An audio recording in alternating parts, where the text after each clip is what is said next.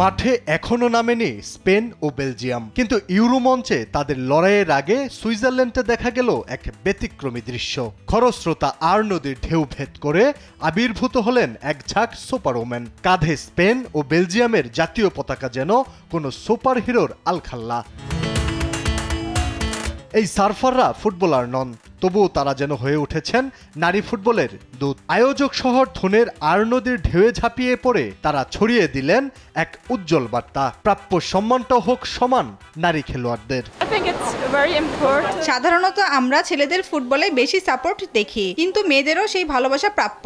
নারী ইউরো শুধু একটি টুর্নামেন্ট নয়, এটি একটি উদযাপন, সুইজারল্যান্ডের জন্য একটি দারুণ কিছু।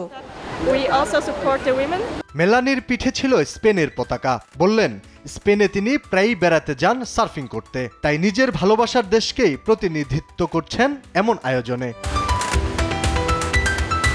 সুইস দর্শকদের মাঝেও ছিল উৎসাহের ঢল। কেউ ইউরো পতাকা উড়িয়ে জানাচ্ছেন সমর্থন, কেউ আবার পরিবারের ছোট্ট সদস্যকে স্পেনের পতাকায় মুড়ে দিয়েছেন।